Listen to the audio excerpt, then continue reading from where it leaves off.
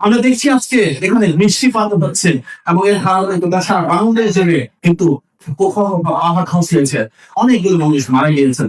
তো অত্যন্ত আমাদেরকে ব্যঞ্চিত করেছে, গভীর ভাবে মর্মাহ করে দিচ্ছে।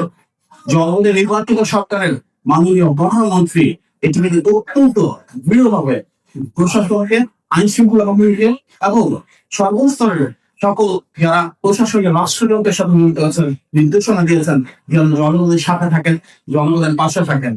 ইতিমধ্যে আমরা দেখেছি উনি খুব স্বল্প সময়ের ভিতরে 2 কোটি 15 লক্ষ টাকা অর্থ সহায়তা দিয়েছেন, নিশ্চিত করেছেন 1000-এর বেশি আশ্রয় কেন্দ্র চট্টগ্রাম, কক্সবাজার, রাঙামাটি, বান্দরবান এবং খাগড়াছড়ি এই 5টি জেলার উন্মুক্ত করা হয়েছে, যেখানে প্রায় 12,000-এর বেশি বিভিন্নভাবে যারা ক্ষতিগ্রস্ত হয়েছেন, বন্যাক্রান্তে বিভিন্নভাবে বৃষ্টিপাতে যারা ক্ষতিগ্রস্ত হয়েছেন ওনারা সেখানে আশ্রয় নিয়েছেন।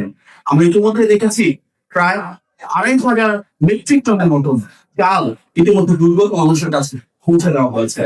জনগণের সরকারের প্রধানমন্ত্রী হিসেবে মাননীয় প্রধানমন্ত্রীর নির্দেশনা বর্তমানে রাষ্ট্র পরিচালনায় থাকা দল বিএনপি এবং সকল স্তরের নেতা কর্মীরা এই 5 জেলা এবং অন্যান্য জায়গায় ক্ষতিগ্রস্ত মানুষের সাথে দাঁড়িয়েছে, পাশে দাঁড়িয়েছেন এবং সম্পূর্ণভাবে প্রশাসন, আইন শৃঙ্খলা বাহিনী, যেখানে প্রয়োজন সেনাবাহিনী এবং রাষ্ট্রের গুরুত্বপূর্ণ প্রতিটি অনুষঙ্গ ক্ষতিগ্রস্ত মানুষদের কিভাবে কষ্ট লাঘব করা যায়, কিভাবে তাদের কাছে খাদ্যমূল্য পৌঁছে দেওয়া যায়, কিভাবে পানি পৌঁছে দেওয়া যায়, স্যানিটেশন নিশ্চিত করা যায়, সেগুলো নিয়ে কাজ করছে।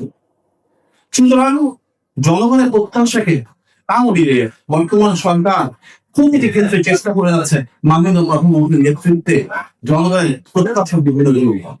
আজকে বাংলা কলেজে আমরা গ্রামে রয়েছে, এখানে রয়েছে অনেক শিক্ষার্থী যাদের আগামী দিনের বাংলাদেশের কান্ডার হিসেবে গড়ে ওঠার জন্য আকাঙ্ক্ষা আছে। তাদেরকে প্রেরণা দেওয়ার জন্য আমরা আমাদের শিক্ষা ব্যবস্থাকে হেলে চালাচ্ছি। আমরা দেশব্যাপী কর্মসংস্থান সৃষ্টি করতে যাচ্ছি। আমরা নিশ্চিত করতে চাইছি যে আমাদের এই তারুণ্যই হবে আগামীর বাংলাদেশের কান্ডারে। আমাদের যারা শিক্ষক বৃন্দ আছেন ওদের জন্য আমরা সুযোগ সুবিধা বৃদ্ধি করতে যাচ্ছি।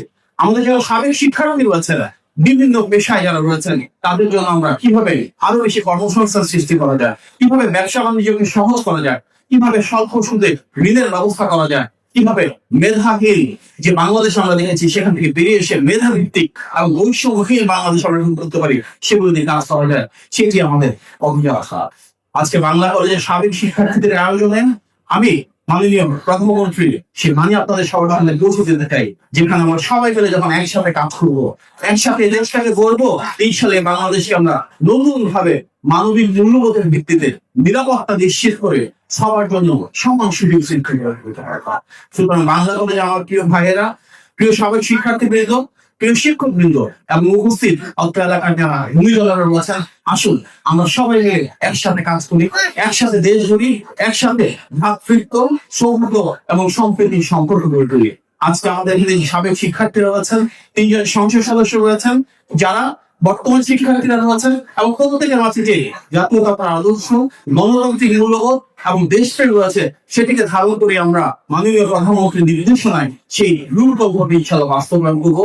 আসুন সবাই মিলে নির্বাচিত সরকার শক্তিশালী করে এই বাংলাদেশকে একসাথে গড়ে তুলি। আমরা সবাই মিলেই আগামী বাংলাদেশের ধারক হিসেবে আমরা জনগণের যে আকাঙ্ক্ষা সেটিকে প্রতিপালনের মাধ্যমে নিশ্চিত করবো সাম্য, মানবিক মর্যাদা এবং সামাজিক সুবিধা। সবাইকে ধন্যবাদ।